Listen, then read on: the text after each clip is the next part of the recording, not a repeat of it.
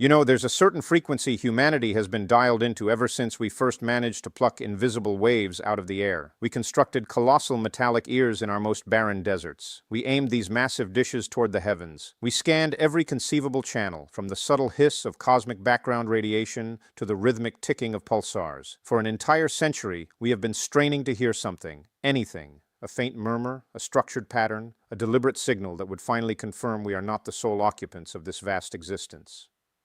And do you want to know what we've managed to detect? A void. An overwhelming, suffocating emptiness. Now, in our previous discussion, we delved into the physical reasoning behind this profound quiet. We explored the mind-bending scales of distance. We discussed the unyielding speed limit of light. We examined how the sheer cost and logistical impossibility of traversing space makes a personal visit from extraterrestrial neighbors highly improbable. Physics, without a doubt, acts as an unforgiving referee. However, there exists another explanation, a far more unsettling scenario. This one isn't anchored in fuel equations or light years, but in the fundamental instincts of survival. What if this cosmic silence isn't a sign of absence? What if it persists because every other intelligent species out there has learned a crucial lesson, the grave danger of revealing your position? This particular idea has a habit of robbing me of sleep. It isn't a hardwired law of nature like thermodynamics, but it operates as a principle of logic so airtight it might as well be. It goes by the name of the dark forest theory, and if this hypothesis holds any water, then our current activities, beaming our sitcoms and advertisements into the void, attaching detailed interstellar roadmaps to our Voyager probes, and intentionally firing powerful signals at distant globular clusters, constitute the single most reckless act in the entire tapestry of life on our planet. Let's set aside the hopeful narratives of Star Trek for a moment. Let's examine the cosmos through the cold, calculating lens of game theory and what we might call cosmic sociology. Picture yourself as a hunter. You are navigating a dense, primeval woodland under the cover of a moonless night. Your visibility is reduced to just a few meters. You are acutely aware that this forest teems with other forms of life, but you are equally conscious of a brutal reality. Resources are finite. Every creature is driven by the need to consume, to sustain its own existence. Now, in this scenario, you are not defenseless. You carry a weapon, but your movements are cautious, deliberate. You avoid snapping a fallen twig. You suppress the urge to clear your throat. You keep your light source off. Your breathing is shallow and controlled. Why such extreme caution? Because you understand that concealed behind every trunk, within the darkness of every thicket, another hunter could be watching. You are completely ignorant of their disposition. You cannot know if they are driven by hunger, if they are irrational, or if they perceive your very presence as a danger. To generate a sound, to ignite a flame, to call out a greeting, is to give away your location. And within this dark forest, exposure is tantamount to placing a bullseye on your own chest. The hunters who have thrived, who have evaded threats for eons, they do not pause for formal introductions. They do not wait to verify peaceful intentions. They respond to the disturbance with force. This isn't motivated by inherent cruelty or hatred. It stems from a simple truth. In an environment shrouded in darkness and uncertainty, the sole guaranteed method of ensuring your own safety is the preemptive elimination of a potential threat. This is the essence of the dark forest theory, a concept brought to widespread attention by the science fiction author Liu Cixin. Yet its roots dig deep into the mathematical probabilities underpinning the Fermi Paradox. It proposes that the universe appears barren not because it is empty, but because every intelligent civilization has learned to conceal itself. They exist as ghosts, having realized that invisibility is the prerequisite for longevity. And then there is us, the solitary species foolish enough to stand in the center of a sunlit clearing, piling wood onto a roaring beacon, and shouting at the top of our lungs, "We exist! We have liquid water!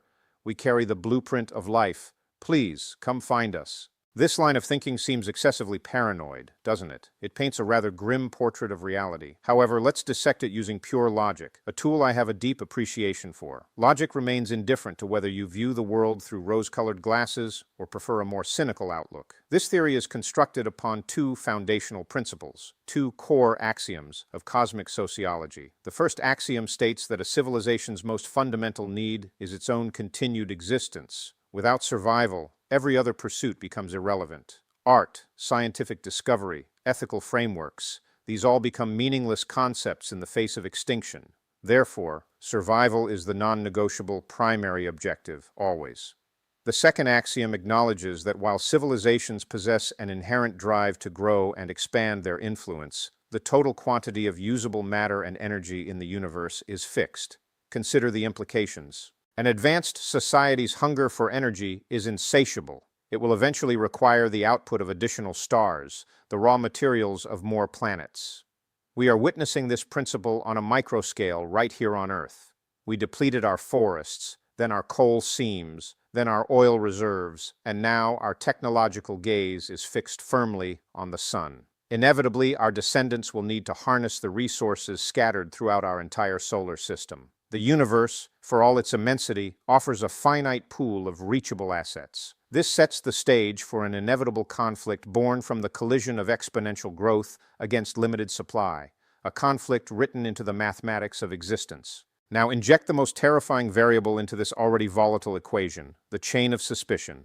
Imagine we detect a neighboring civilization residing on a planet orbiting a star a mere 20 light-years away. Let's designate them as Civilization X. We possess zero knowledge of their true nature. Are they benevolent, guided by compassion and cooperation, or are they malicious, driven by conquest and domination? Simultaneously, they have no way of knowing our own intentions. But the complexity deepens. Even if we somehow possessed absolute certainty that they were peaceful, we could never be sure that they held the same certainty about us. And even if we were confident they perceived us as peaceful, we could never truly know if they thought we were secretly doubting their perception of us. This creates an endless loop of mutual doubt, an infinite regress of uncertainty. It is the classic prisoner's dilemma, but magnified to operate on a galactic stage. You have to appreciate the role of distance. In space, the gaps are so immense that communication becomes an exercise in patience spanning years, decades, even centuries. We could transmit a heartfelt message proclaiming our peaceful intentions. It would require 20 years to reach its destination. During those 2 decades, political shifts, societal changes, or technological leaps could radically alter our own intentions, or theirs. Genuine trust becomes an impossibility when you cannot hold a real-time conversation with your neighbor. Then factor in the phenomenon of the technological explosion. This is the component that truly solidifies the argument. Reflect on the trajectory of humanity. For roughly 200,000 years, our existence was relatively static. We were essentially advanced primates chipping stones into tools. Then, within the last 2 centuries, a mere heartbeat in cosmological time, our capabilities skyrocketed. We progressed from basic steam engines to unlocking the power within the atom. We transitioned from horse-drawn carts to launching probes that have escaped the gravitational pull of our sun. Technological advancement is not a gentle, upward slope. It is a runaway, exponential curve. If you were to observe a primitive civilization today, one that had only just begun to harness radio waves, your initial assessment might be, they appear harmless, perhaps even endearing. We should observe them from a distance. However, the cruel trick of cosmic time delays means that by the time you simply turn away and glance back after a few hundred revolutions around your star, that civilization could have undergone a series of technological explosions. They might have not only caught up to you, but surpassed your own level of advancement. They could have devised weaponry capable of extinguishing your very sun. A tiger cub is undeniably cute, but a tiger cub inevitably matures. Within the logic of the dark forest, you do not grant the cub the time to grow. You eliminate the risk. If you detect the first spark of a civilization that could one day pose an existential threat, the safest, most logical, mathematically optimal action is to extinguish that spark before it can ignite a fire. This is not fueled by malice. It is simply the outcome of a cold calculation. If you destroy them preemptively, you lose nothing tangible. If you permit them to continue developing, you gamble with everything you are and everything you have ever built. In a universe where the ultimate price is the total annihilation of your species and all its history, the only rationally defensible choice is the preemptive strike. This line of reasoning provides a chillingly elegant explanation for the silence that surrounds us. The truly ancient civilizations, those that may have achieved Type 3 status and wield power akin to gods, remain quiet because they are constantly listening. They are perpetually engaged in a process of cosmic hygiene, clearing the forest of potential threats. They function like snipers, hidden and patient. They do not transmit their presence. They do not broadcast their location. They simply observe. And the instant they detect a signal, a noisy, expanding bubble of electromagnetic leakage emanating from an unremarkable yellow dwarf star, They execute their function with quiet efficiency. They eliminate the source of the noise. And this brings us to a deeply unsettling realization about our own species. We are essentially children who have gotten hold of a loaded weapon without understanding its destructive potential. For the past 100 years, we have been unintentionally broadcasting our presence. Classic television shows, news bulletins, military radar pulses, satellite navigation signals, all of it has leaked into space. This constant emission has created a sphere of detectable noise now spanning 200 light-years in diameter. To an advanced civilization possessing sufficiently sensitive instruments, our planet actually outshines its parent star in certain radio frequencies. But our carelessness didn't stop at accidental leakage. No, we progressed to active, intentional shouting.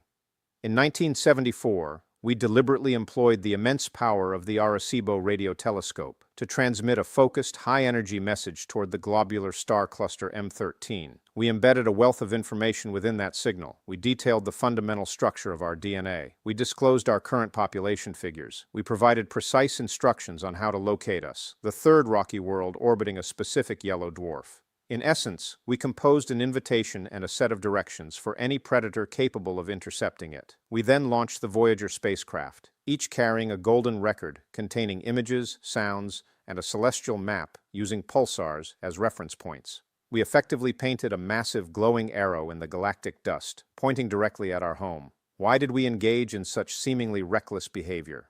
Because we operated under a deeply ingrained assumption that any civilization technologically capable of receiving our signals must inherently possess moral virtue. We equated intelligence with goodness. We projected our own human hopes and ideals onto the sterile emptiness of the void.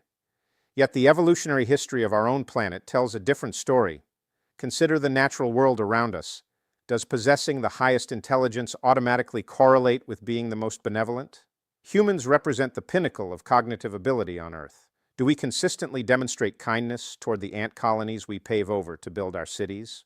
Do we seek formal permission from the wolves before clearing a forest for agriculture?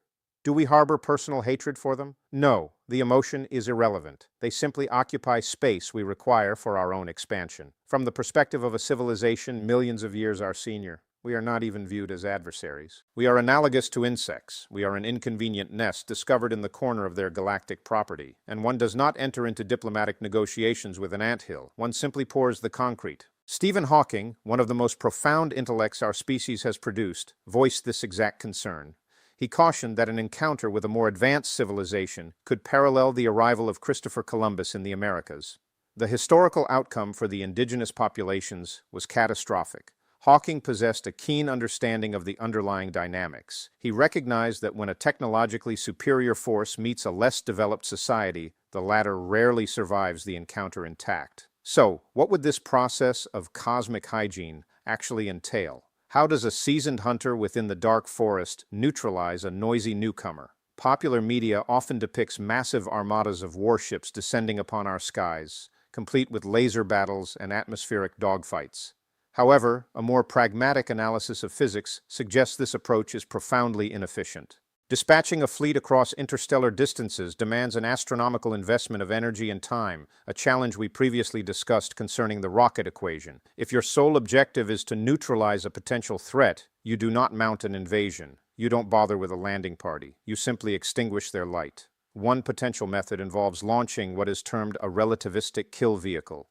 This could be an object of minimal mass, perhaps no larger than a sewing needle, accelerated to a significant fraction of light speed. Upon impacting a planet, the kinetic energy released would equate to thousands of nuclear warheads detonating simultaneously. The atmosphere would ignite, the oceans would vaporize, and the game would conclude instantly. We would possess zero warning. For a truly advanced Type 3 civilization, even more elegant and devastating options exist. They might possess the capability to manipulate the host star itself, destabilizing its core to trigger a super flare that would strip a planet's atmosphere away in moments. They might even be able to instigate a false vacuum decay within our region of space, fundamentally rewriting the laws of physics so that chemistry, and therefore life as we know it, becomes impossible. These methods are clean, swift, economical, and guarantee the permanent removal of the threat. The dark forest theory implies that the universe may actually be filled with such silent graveyards. the cold, dead remnants of worlds that once dared to announce their existence, only to be silenced mid-sentence. This concept aligns directly with the Great Filter hypothesis. Perhaps the reason we observe no signs of extraterrestrial intelligence is that the invention of radio technology functions as a cosmic dinner bell. Civilizations survive just long enough to generate detectable signals, and then they are systematically erased. In this context, the prevailing silence is not merely an absence of sound, it is the very shield that might be protecting us, at least for now. I can anticipate the thought forming in your mind. This perspective is deeply disheartening. It reeks of paranoia. Surely, one might argue, a species that survives long enough to achieve extreme advancement must have evolved beyond primitive violent tendencies. Perhaps that is true. I genuinely hope so.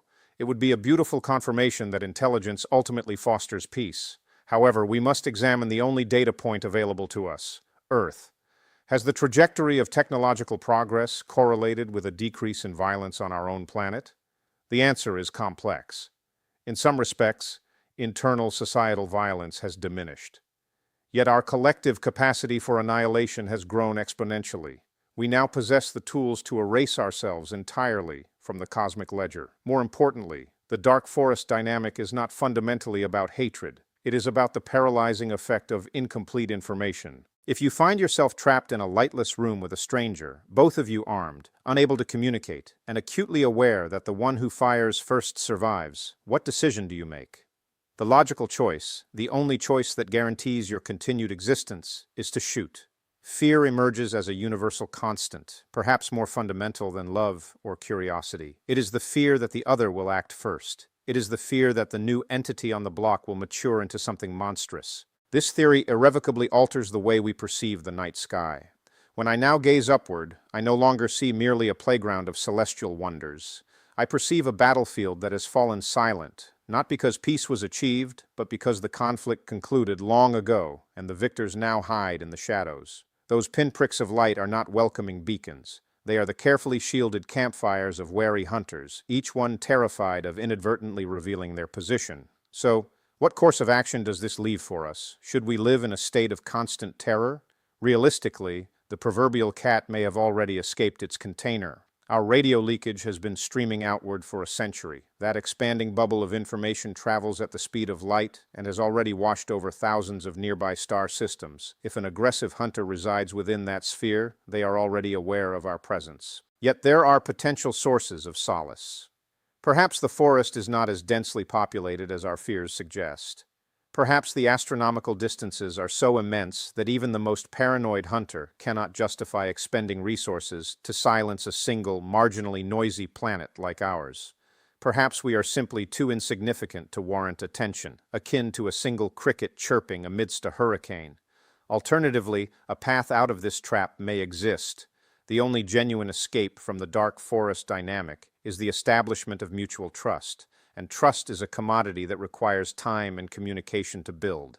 It demands that we survive long enough to demonstrate conclusively that we are not an existential threat to others. It requires us to evolve into a Type 1 civilization capable of defending our own corner of the woods, transforming from helpless prey into a potentially equal neighbor. But until we reach that milestone, perhaps we should heed Stephen Hawking's cautionary advice. Perhaps we should cease our active transmissions. Perhaps we should stop distributing detailed cosmic maps to our front entrance. Because the universe is not a fairy tale constructed for our comfort. It is a system, a magnificent, elegant, yet utterly ruthless system governed by the interactions of matter and energy. Within such a system, ignorance may lead to death, but arrogance is a direct form of suicide. We need to mature as a species. We need to stop behaving like an infant in a crib, crying out for attention in the dark, and start acting like responsible adults who verify the locks are secure before retiring for the night.